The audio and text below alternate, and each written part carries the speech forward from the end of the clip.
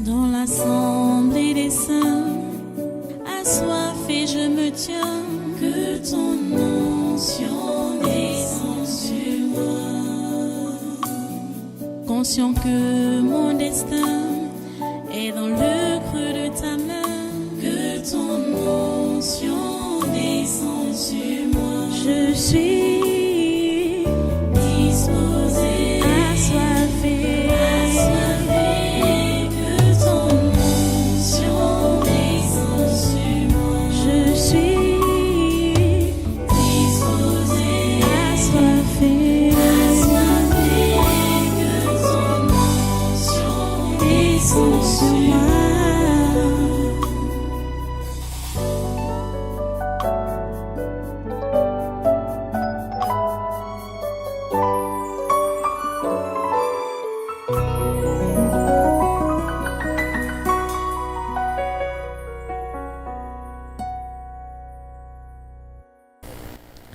Djacha Honorine.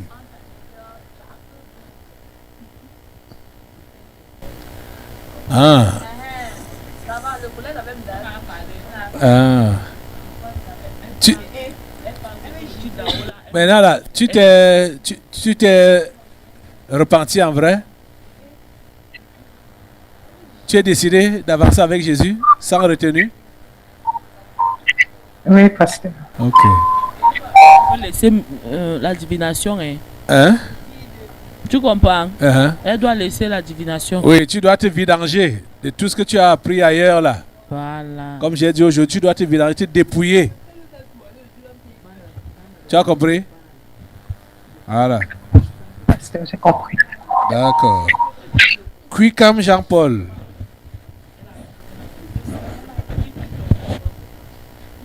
Voilà Quicam Jean-Paul. Tu vois le père ici. Uh-huh. Dis-lui que... Ah, il m'entend. Il t'entend, non? Ah, ok. Il doit se donner totalement. Totalement. Définitivement. Tu entends? Coupe la tête. Non, Jésus. Tu as compris? Il a compris, Quicam Jean-Paul. Pardon, il y a un dernier cas. Hein? Il y a un dernier cas là. Quel dernier cas encore? Non, appelle-moi le petit frère du corps aussi. Celui qui est le long. Hein? Merci. Quicam, ça va déjà? Merci.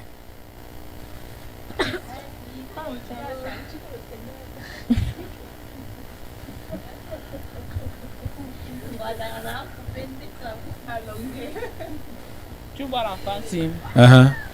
Dis à l'enfant ici que il doit retrousser ses manches. Hein? Par rapport à quoi? Par rapport au combat qui arrive là. Ah, ok.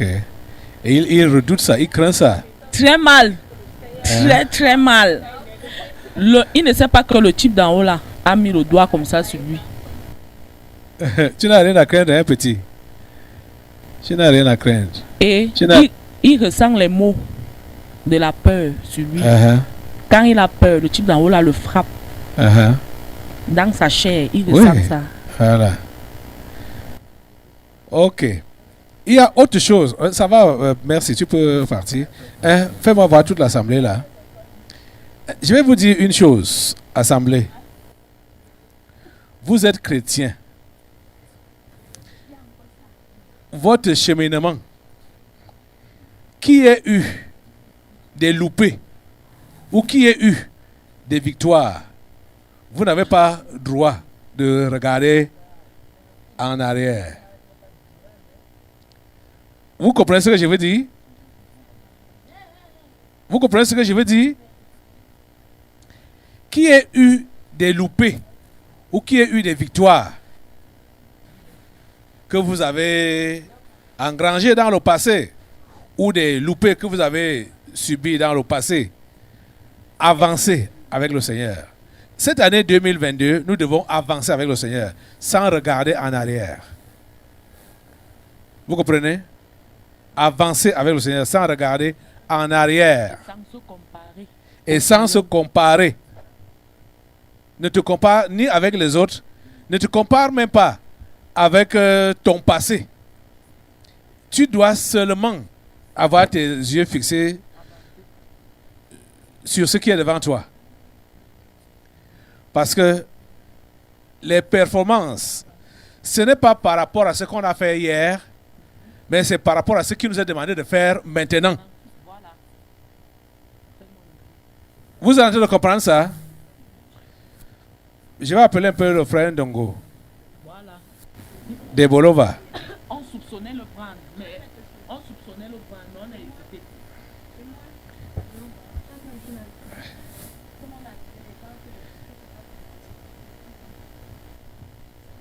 Bonjour frère Ndongo. Bonjour. Pasteur, Comment ça va? ça va très bien. Très bien. Voilà. Tu as fait combien d'années en Corée du Sud? 14 ans. 14 ans. Tu parles le coréen et le coréen? Oui, pasteur. Tu écris ça? J'écris, je lis et je parle. Ah. Ok, c'est 14 ans quand même. Hein? Quoi? Ok. Hein? Et tu as servi dans l'église où tu travaillais pendant combien d'années?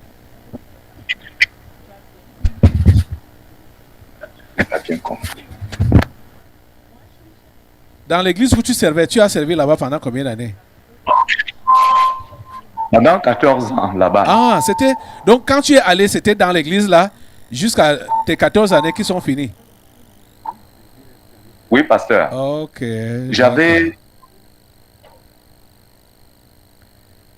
J'avais été contacté par l'église Full Gospel pendant que je servais déjà comme pasteur au Gabon. Ok. J'avais déjà servi pendant 1 an et demi et c'est quand ce pasteur coréen est venu au Gabon qu'il a sollicité que je rejoigne son ministère en Corée du Sud. Ok. Donc je suis parti uniquement pour ça et je suis rentré quand les 14 années ont pris fin. Moi-même, j'ai décidé de rentrer parce que j'avais entendu le Seigneur me dire qu'il fallait que je revienne en Afrique, que j'étais plus utile pour lui ici en Afrique qu'en Corée du Sud. Oui. Quel est donc le souvenir que tu gardes de ce passage-là en Corée du Sud?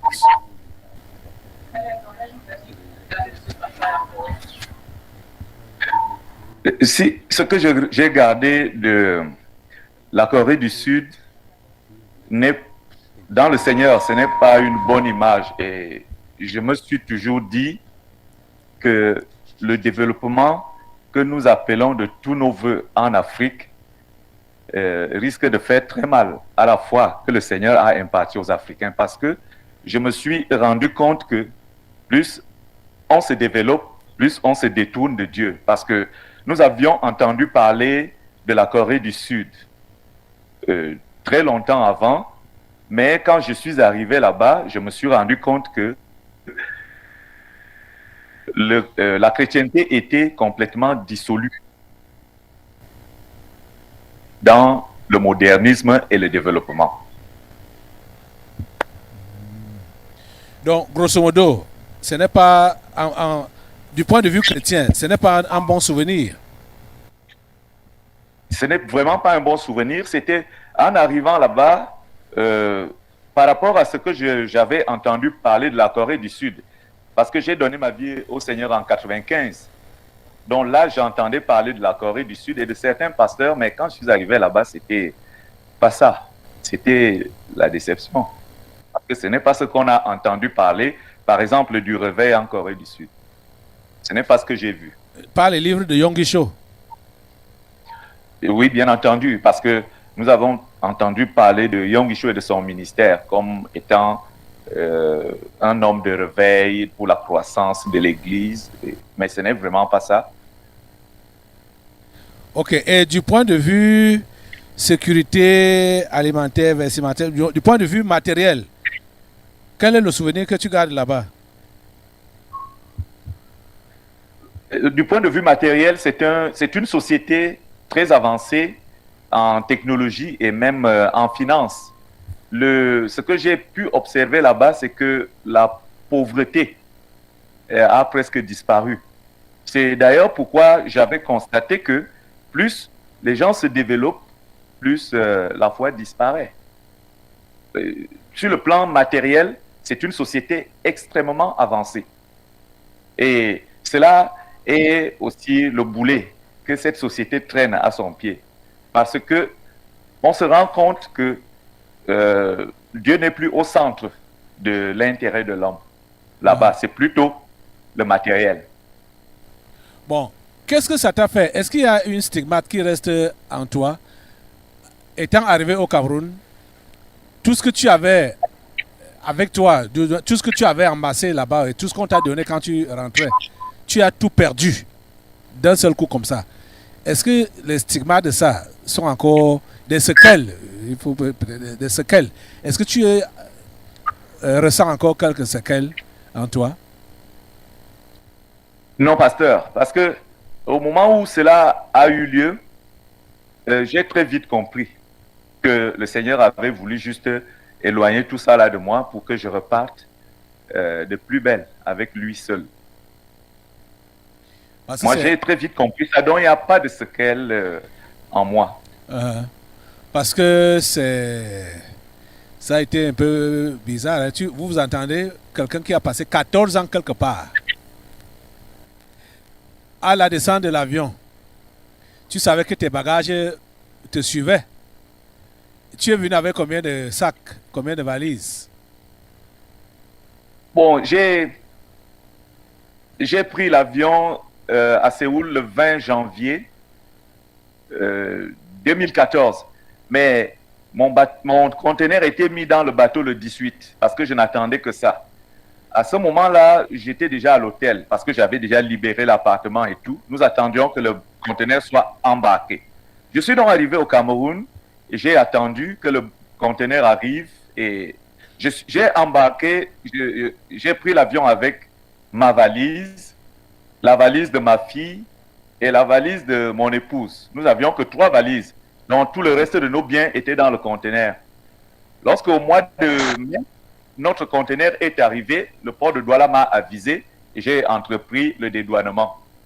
Et c'est pendant que je dédouanais donc ce conteneur, j'ai appris que il n'existait plus. Parce qu'à un moment donné, les finances que j'avais étaient déjà insuffisantes. Et on me demandait 12 millions à payer et je ne pouvais pas réunir tout cela. Alors quand j'ai commencé à frapper au niveau des banques, la banque m'a accordé un crédit de 10 millions et la banque devait aller payer parce que je n'avais payé que pour 3 millions. Il manquait 9 600 000. Et c'est la banque donc qui s'en allait au port pour payer cela et qui... Oui, donc la banque m'a accordé le crédit et c'est quand la banque s'en va donc au port pour payer parce que lorsque la banque te prête, ce n'est pas pour te remettre les finances, on s'en va payer les frais que tu as à payer.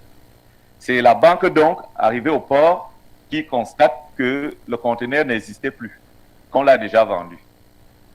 Ah. Ok. Ça, c'était en 2000... C'était en 2014. 2014. Donc, vous êtes resté seulement avec vos 3 valises.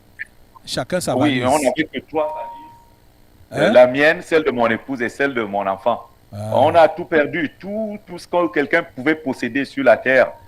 Depuis même le temps où j'étais parti du Cameroun pour les études de médecine. Donc, tous les souvenirs, je n'avais plus rien que peut-être 2 costumes dans la valise. C'est tout ce qui me restait sur la terre. Et bon, les souvenirs là, est-ce qu'il t'est arrivé que ça revienne un peu dans ta tête? Non, pasteur, ça ne revient pas. Je remercie le Seigneur parce qu'il m'a très vite fait comprendre que c'est lui-même qui a permis que ça s'en aille. Vous pouvez donc imaginer. 14 ans. Hey. 14 ans. Bon, le port t'a remis les 3 millions que tu avais avancé pour dédouaner le conteneur? Non, pasteur, on ne m'a pas remis. J'ai essayé de je suis allé à la direction des douanes à Bastos. On m'a demandé d'aller d'abord au port, au lieu où se passent les ventes aux enchères des effets. Il me disait que il était possible que je récupère mes propres effets personnels parce que c'était un déménagement. Donc, il y a des documents qui ne peuvent servir à personne, des trucs comme ça. Je suis allé, on m'a dit que ça ne se passait pas comme ça. Lorsqu'on vend un conteneur, l'acquéreur l'enlève et puis il l'emporte. Et c'est là où lui-même s'en va ouvrir qu'il peut se débarrasser des choses inutiles. Qui ne l'intéressent pas. Oui, qui ne l'intéressent pas. Donc, j'ai demandé, je me suis renseigné juridiquement et un avocat m'a conseillé que du moment où j'avais déjà commencé à dédouaner, ce qui est une preuve de vie, une preuve de vie et du suivi du propriétaire du conteneur. Donc, la douane n'avait pas le droit de considérer que après 3 mois, on doit vendre le conteneur qui est au port. Parce que c'est sur cette base-là qu'ils ont agi. 3 mois seulement. Oui, au niveau du port, il est dit, c'est cela, je l'ai appris à ce moment-là, qu'il est dit que lorsque le conteneur reste pendant 3 mois sans être dédouané, ils ont le pouvoir de le vendre. Ok. Ça, c'est bien. Maintenant, tu t'es concentré depuis quand? C'est-à-dire pour oublier l'expérience de la Corée du Sud et te concentrer sur ce que Dieu t'a appelé à faire. C'est depuis quand? Bon, comme je vais le redire, en réalité, là où j'ai eu des secousses, ce n'est pas par rapport à la Corée du Sud. C'était plutôt par rapport à la réadaptation. C'est-à-dire, comment recommencer à zéro. C'est ça que je reconnais. Cela m'a vraiment beaucoup bousculé. Il a fallu du temps parce que nous avons connu des retards en toutes choses. Même ma fille a perdu des années scolaires. Elle ne pouvait pas étudier parce que nous n'avions pratiquement rien. À cette époque-là, j'étais très bousculé. Mais le Seigneur m'a donné le courage de commencer des petites activités. Pour nous nourrir, il a fallu qu'on se mette à l'agriculture. Et c'est comme ça qu'on a commencé à avoir de la provision à la maison, pouvoir aussi payer le loyer. Bon, et puis, tout d'un coup, le pasteur a demandé que le frère Blanchard m'appelle. J'étais au champ. Le frère Blanchard m'a dit, le pasteur a demandé que l'école de l'enfant, c'est combien? Je lui ai dit. Il m'a dit, bon, ok, je rappelle après. Et c'était la première bouffée d'oxygène que j'avais eue parce que le pasteur est venu à mon secours pour tout ce qui concerne l'école de l'enfant. Et puis par après, comme nous étions tout le temps en train de louer en venant à l'hôtel, en venant au séminaire, et puis le pasteur m'a fait annoncer par maman pasteur aussi que nous avons désormais un logement. Parce qu'on a fait presque 1 an, on dormait à l'hôtel quand on venait au séminaire. Et bon, j'avais déjà aussi le logement. Puis par après, le pasteur m'a soutenu dans le sens du transport pour que je n'ai pas de difficulté à venir au séminaire. Et à partir de ce moment-là même, j'avais vu que tout était déjà rétabli. Quand je descendais à Ebolova, nous faisions notre agriculture, on avait le manioc, le macabo, l'arachide et tout, on n'avait plus faim. Et pour venir au séminaire, on avait aussi ce soutien pour le déplacement que le pasteur nous avait assuré. Et je voudrais reconnaître que l'histoire de la Corée du Sud ne m'a vraiment pas affecté. C'est la réadaptation qui m'a secoué. Parce que après avoir passé tant de temps, presque 20 ans hors du Cameroun, je n'avais plus rien ici. Même les aptitudes à travailler physiquement, il fallait que je m'entraîne encore un peu. Par la grâce de Dieu, je suis aguerri aujourd'hui. Et cette réadaptation, ça ne t'amenait pas à penser un peu à ce que tu as, entre guillemets, perdu de l'autre côté? Non, pasteur, je n'ai pas... J'ai dit qu'au départ, le Seigneur m'a montré que c'est lui-même qui l'a permis. Donc, ça n'a pas été un poids sur moi. C'est la réadaptation qui a été très difficile pour moi. C'est-à-dire comment recommencer. C'est ça qui était un problème. Mais je n'avais pas regretté, pensé même à ces choses. J'avais pensé réellement que le Seigneur les a effacés. Je demande, si quand tu passais par la réadaptation, il ne t'arrivait pas d'avoir une pensée par rapport à ce que tu étais avant? Non, pasteur. Je n'avais pas une pensée par rapport à ce que j'étais avant.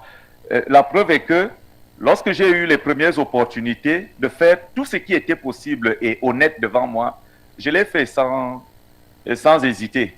Donc, en moi, il n'y a pas, je remercie Dieu pour ça, il n'y a pas ce complexe. Là, je peux m'asseoir partout où le Seigneur me demande de m'asseoir. Et la réadaptation, c'est donc ça s'est produit. Tu es maintenant bien adapté. Oui, pasteur. De 2015 à aujourd'hui, ça fait déjà combien d'années là? 7 ans. 7 ans déjà. 7 ans déjà. Oui, pasteur. Ok. Parce qu'on est en 2022. Hein? Oui, pasteur. Et donc, tu as connu le tabernacle juste à ton arrivée ici au Cameroun?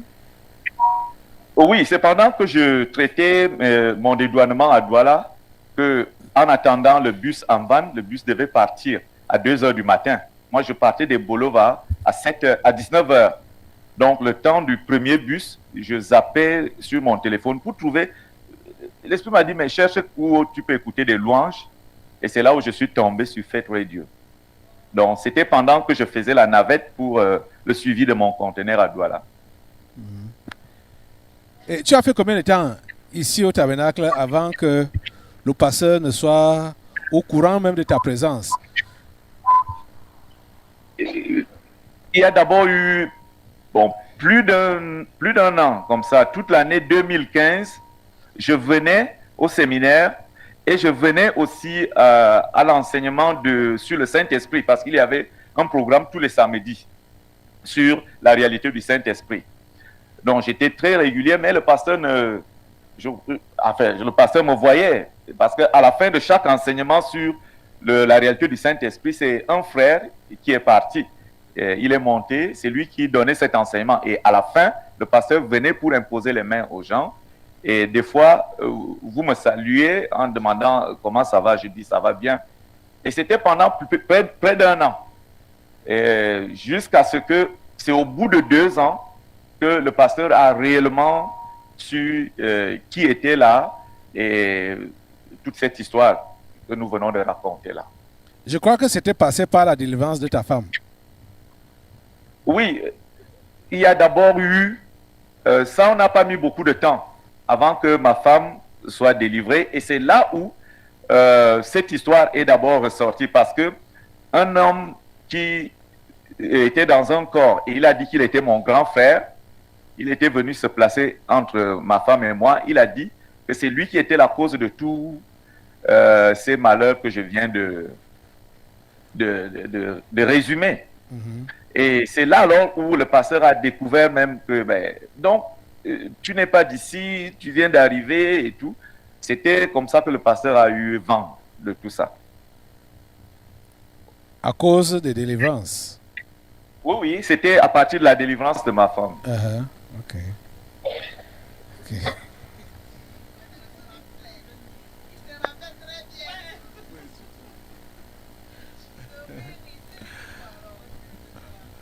Ok. On est content pour toi. Hein? Et il faudrait que tu sois réellement concentré sur l'objectif, là où Dieu te conduit. Tu comprends, non? Oui, pasteur. Et tu es là avec ta famille? Oui, elle est là. Hein? Elle peut venir là, ta famille?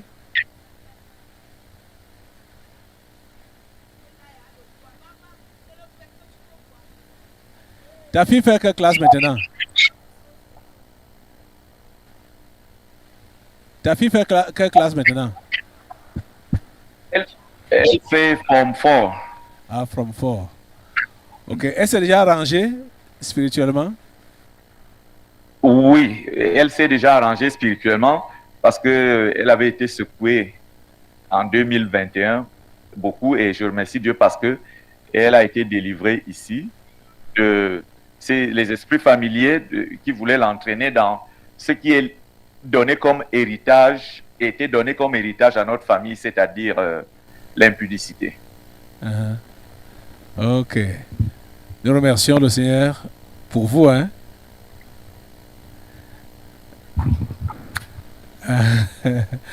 Alléluia. Bonjour ma fille. Bonjour, pasteur. Ah non. Est-ce que tu sais parler coréen? Non. Tu étais encore bébé. Ok, d'accord. Donc c'est là-bas en Corée que tu as rencontré ta femme? Oui, pasteur, j'ai rencontré mon épouse en Corée du Sud. Elle est de nationalité ivoirienne et elle venait à l'ambassade pour... elle avait été appelée pour un service de l'ambassade. Et c'est là où on s'est rencontrés. Mais je reconnais que le Seigneur, c'est lui qui l'a envoyé vers moi parce que je suis celui qui l'a accueilli à l'aéroport. Donc, une dame, la secrétaire de l'ambassade, me connaissant, bon, parce que j'étais au niveau de Séoul, le seul pasteur africain. Donc, oui, à ce moment-là, il n'y en avait pas encore de pasteur africain. J'étais le seul. Donc, la femme de l'ambassade m'a appelé parce qu'elle ne pouvait pas conduire de Séoul jusqu'à l'aéroport. C'est 80 km avec beaucoup d'échangeurs. Elle m'a donc appelé pour me demander si je peux l'accompagner, si moi je maîtrise la route. Et je suis allé avec elle. Et donc... Okay. Oh.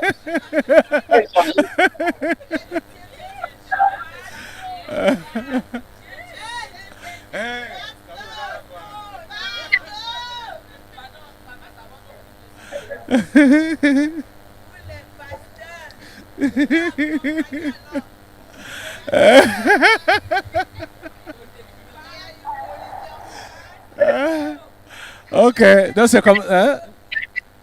C'est comme ça donc que tu l'as accompagné?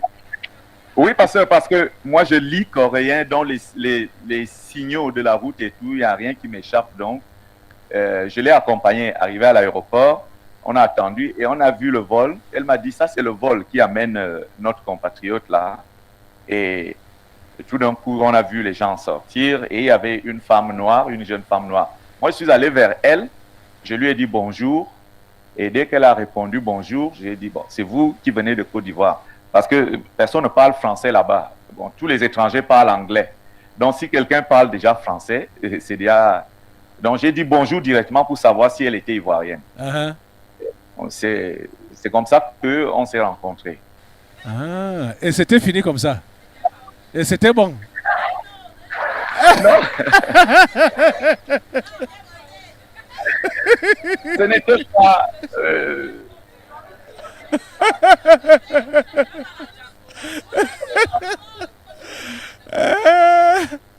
Tout le monde est content de votre témoignage, hein? Même ceux de la diaspora.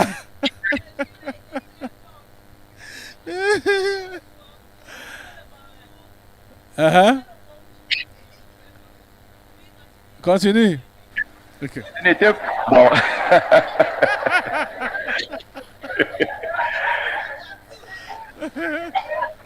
Bon, ce n'était pas fini comme ça parce que il y a eu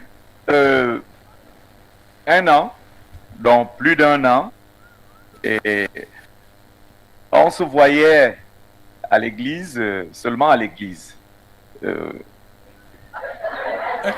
Avec elle venait à l'église.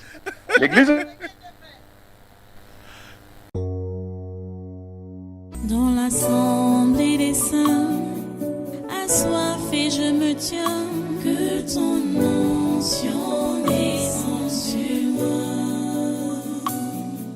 conscient que mon destin est dans le creux de ta main, que ton onction descend sur moi. Je suis